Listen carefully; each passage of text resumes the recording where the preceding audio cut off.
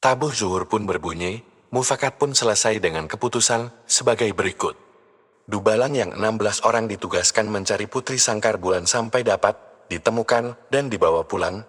Mereka itu adalah 4 dubalang mencari dalam sungai dengan menggunakan 2 sampan, 1 buah mengikuti arus sungai di sebelah kanan, dan 1 lagi di sebelah kiri. Kalaupun bertemu di sungai baik hidup ataupun mati segera larikan pulang, dan dipukul tabuh larangan. Pencarian sepanjang aliran sungai dipimpin dubalang suku Melayu. 4 dubalang ke dalam rimba rawang, dipimpin suku Caniago, sakit sehat, ataupun meninggal segera dibawa pulang, tabuh larangan segera dibunyikan. 4 dubalang mencari di tempat pengembalaan dan padang penjermuran, dipimpin oleh suku Palian, sehat atau mati segera dibawa pulang.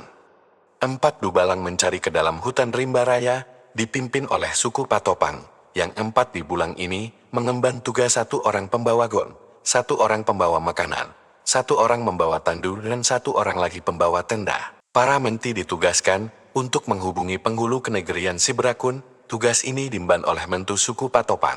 Menti suku Melayu menghubungi penghulu di kenegerian Simandola. Menti suku Palian menghubungi penghulu suku-suku yang ada di Sentajo.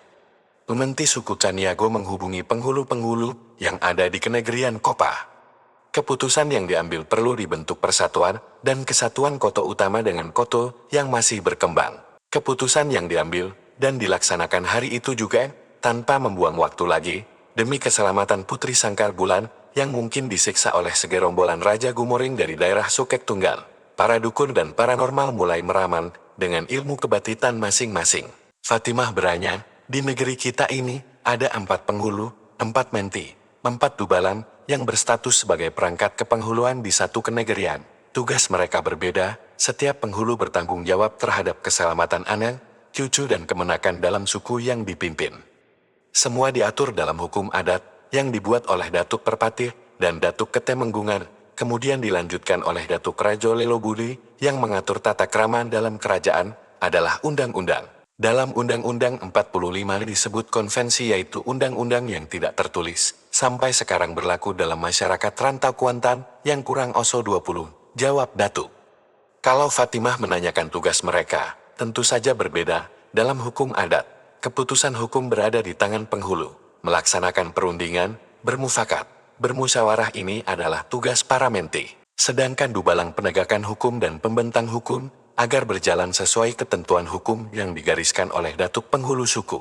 Orang adat mengatakan, dalam pepatah dan petitir, bahwa hukum pulang ke penghulu, runding pulang kepada menti, kodrat pulang kepada dubalang, penghulu sandiko, menti sepasuku, dubalang sekadorat, dalam melaksanakan tugas penghulu, dan menti serta dubalang berjalan beriringan. Kalaulah penghulu yang menyuruh, dubalang kor ditarik, lembut disudu, baku kuak dicokit, bapial diloleh. Satu-satunya anak gadis yang diharapkan untuk menyambung hidup, melanjutkan keturunan, sekarang telah hilang, Putri Sangkar Bulan.